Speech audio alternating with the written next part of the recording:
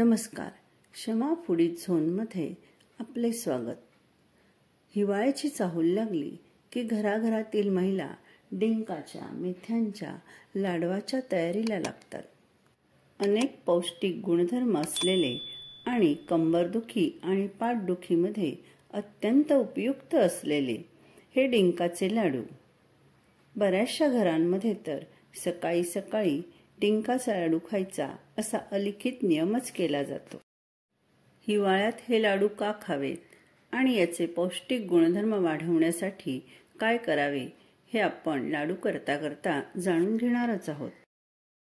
डिंक मेथ्यांचे वेगवेगळे लाडू न करता, कोणत्याही प्रकारची साखर किंवा गूळ न वापरता हे डिंकाचे लाडू झटपट कसे करायचे हे आपण जाणून घेऊयात. चला तर मग. यासाठी एक मुठभर बदाम, मुठभर काजू, मुठभर डिंक आणि 4-5 खारका बारीक चिरून घेतले आहेत. या देखील मुठभर आहेत. अर्धा कप मखाना, 10-12 खजूर बिया काढून बारीक चिरून घेतले आहेत. मापाने हे देखील अर्धा कप आहे. खोबऱ्याची पाट काढून मी बारीक किसून घेतलं आहे. हे अर्धा कप आहे.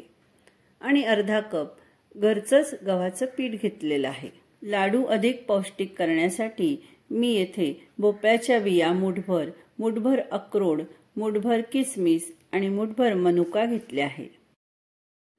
2 टेबलस्पून पिस्ते, 2 टेबलस्पून खसखस, 3-4 अंजीर बारीक चिरून घेतले आहे आणि 2 टेबलस्पून फ्लॅक्स सीड्स म्हणजे जवस घेतली आहे. अनेक पौष्टिक गुणधर्म असलेल्या या आहेत बिब्याच्या बिया, या मुठभर घेतल्या आहेत आणि 2 टेबलस्पून मेथीचं पीठ घेतलं आहे. 12 ते 15 वेलदोडे आणि अर्धा टीस्पून जायफळाची पावडर घेतली आहे. हे सगळं खमंग तळून घेण्यासाठी अर्धा कप तूप घेतलं आहे. कढई तापत ठेवली आहे. आता यामध्ये तूप न घालता भाजून घेण्याचे पदार्थ आपण आधी भाजून घेणार आहोत. यामध्ये मी आधी खसखस भाजून घेत आहे. खसखस ही पचन क्रियेसाठी उत्तम, झोप सुधारणारी आणि हृदय विकारावर फायदेशीर अशी आहे. ही आता भाजून झाली आहे, काढून घ्यायची आहे. यामध्ये मी आता जवसाच्या बिया भाजून घेत आहे. जवस सुद्धा डायबिटीस तसेच हृदयावरती उत्तम उपाय आहे. आता मी खोबरं भाजून घेत आहे. यामध्ये हेल्दी फॅट असून कोलेस्टेरॉल नसते आणि म्हणूनच रक्तातील लोह वाढवण्यापासून ते हाडांचं आरोग्य टिकवण्यास उपयुक्त आहे. या ठिकाणी मी तुम्हाला एक महत्त्वाची टीप देऊ इच्छिते. ती म्हणजे डिंकाच्या लाडूसाठी लागणारा कोणताही पदार्थ हा करपवू नये. आता मखाने भाजताना यामध्ये मी थोडंसं तूप घालून भाजत आहे. मखाने आपल्या शरीरामध्ये अँटीऑक्सिडंट्स तर वाढवतातच, परंतु वातदोष देखील कमी होतो. यामध्ये मी 1 चमचाभर तूप टाकून बदाम तळून घेत आहे.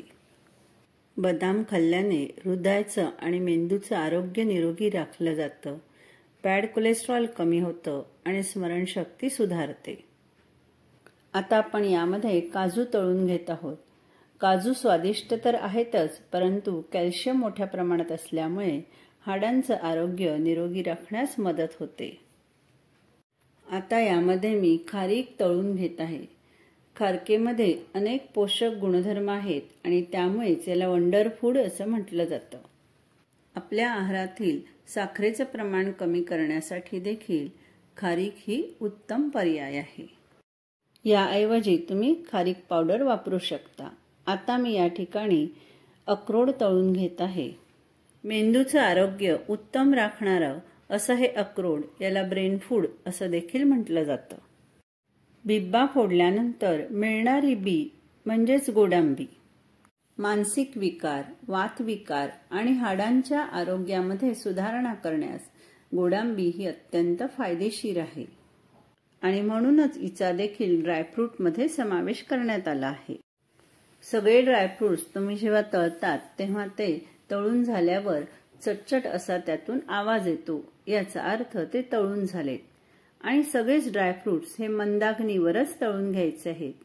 गोडांबी भाजल्यानंतर त्याचं तेल याला लागतं आणि त्यामुळे ही आपण पुसून घेत आहोत. आता यामध्ये चमचाभर तूप टाकून पिस्ते तळून घेत आहे. पिस्ते खाल्ल्याने हृदय निरोगी राखलं जातं, तसेच कर्करोगाचा धोका टाळता येतो. आता यामध्ये मी भोपळ्याच्या बिया तळून घेत आहे. पेपिटास नावाने ओळखल्या जाणाऱ्या या बिया म्हणजे पोषण तत्वाचा मोठा खजिनाच आहे. आपल्या आहारातील साखरेचं प्रमाण कमी करण्यासाठी मनुका आणि किसमिस हा उत्तम उपाय आहे. यामुळे बद्धकोष्ठता देखील कमी होण्यास मदत होते. हे देखील थोड्याशा तुपावर आपल्याला फुगेपर्यंत तळून घ्यायचे आहेत. बद्धकोष्ठतेवर आणि आयर्न वाढवण्यावर उपयुक्त असलेलं हे अंजीर देखील थोड्याशा तुपावर आपल्याला तळून घ्यायचं आहे.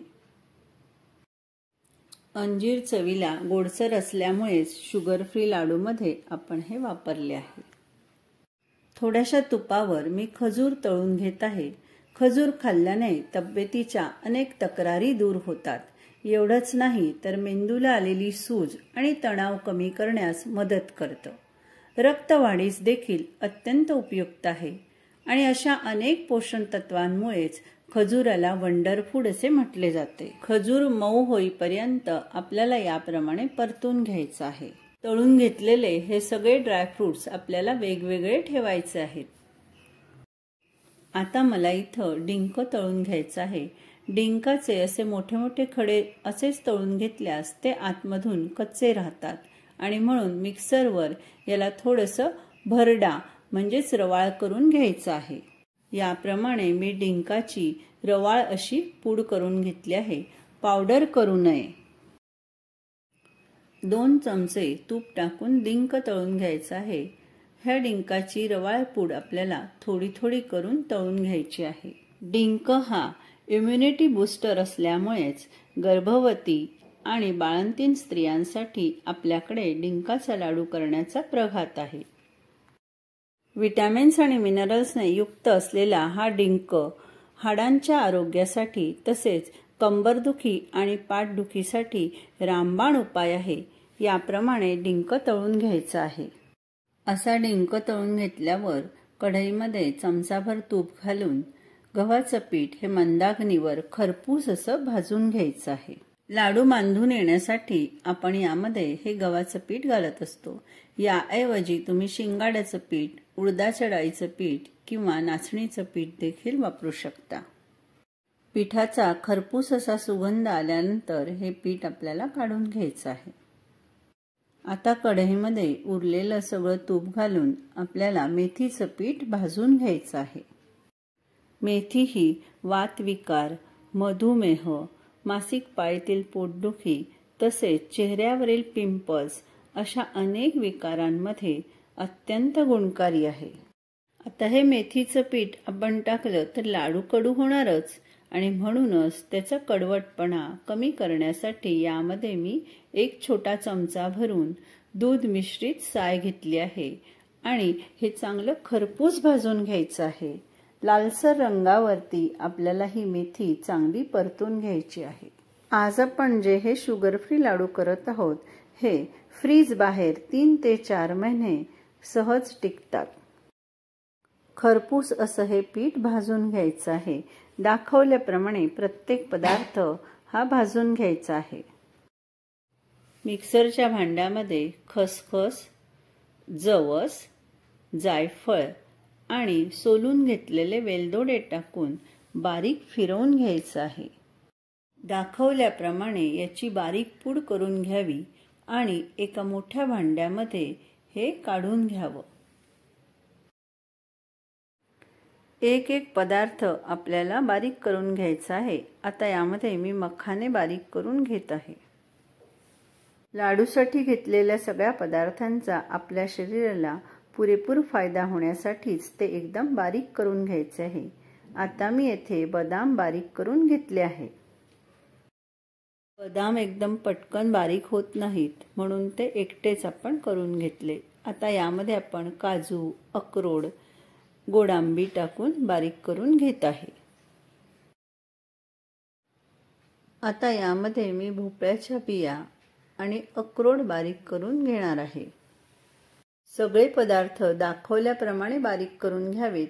एकदम टाकल्यास त्याला खूप तेल सुटेल. आता यामध्ये मी खारीक बारीक करून घेत आहे. रेडीमेड खारीक पावडर घेतल्यास ती आपल्याला बारीक करावी लागणार नाही. याप्रमाणे खारीक बारीक करून घेतल्यावर मिक्सरच्या भांड्यामध्ये अंजीर, किसमिस आणि मनुका टाकून देखील बारीक करून घ्यायचे आहे. हे काढून घेतल्यावर यामध्ये आपल्याला खजूर देखील बारीक वाटून घ्यायचा आहे. याप्रमाणे खजुराचा गोळा आपण काढून घेत आहोत. डिंक देखील मी यामध्ये बारीक करून घेत आहे. तुम्हाला बारीक करून नको असेल तर वाटीने याला एकदम बारीक चुरडून घ्यावा. याप्रमाणे डिंक बारीक करून घेतला आहे आणि तो देखील यामध्ये मी काढून घेत आहे. आता यामध्ये खोबऱ्याचा किस थोडासा फिरवून घ्यायचा आहे. तेल सुटेल इतके बारीक करू नये. आता यामध्ये भाजून घेतलेलं गव्हाचं पीठ आणि भाजून घेतलेलं मेथीचं पीठ टाकून नीट मिक्स करून घ्यायचे आहे. आता हे मिश्रण अशा रीतीने नीट कालवून एकत्र करून घ्यायचे आहे आणि हातावर घेऊन चोळून मऊ करून घ्यायचे आहे. हे मिश्रण असं चांगलं मळून घेतल्यामुळे याला तूप सुटते आणि लाडू सहज बांधता येतो.